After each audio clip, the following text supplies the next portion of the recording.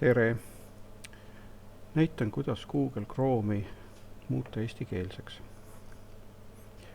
Ja selleks, et eestikeelseks muuta, tuleb minna seadetesse, inglise keeles siis settingutesse. Siia ma pääsen, kui panen siin üleval 3 täpi peale. Ja võtan settings. Nüüd võtta lahti siit vasakult poolt Advanced ja pane endale Languages.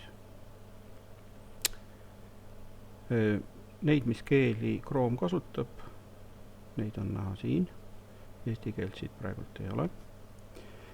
Ja keelte lisamiseks pane endale siis selle noole peale ja võta Add Languages.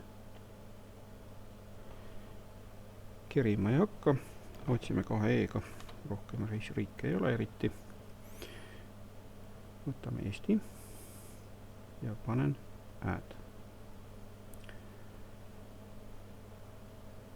Nüüd selleks, et see Chrome'i eestikeelsus toimima hakkaks, võtta veel lahti siit 3 täppi ja pane linnukene Display Google Chrome in this language juurde. Nii.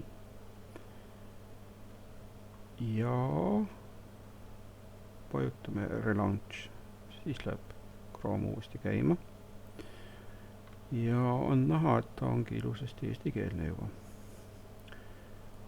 Aga lülitame sisse ka õigekirja kontrolli, et ta eestikeelseid trükkimisi siis hakkaks kontrollima.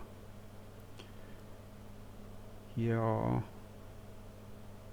lülita sisse veel ka Eesti. Nüüd on kindel, et eesti keele õigekirja kontrolli tehakse. No ja siin on võimalik valida, kas lihtne või täiustatud. Ma jään praegu lihtsa juurde, sest esialgu on kõige olulisem saada see Chrome eestikeelseks ja seda me saime.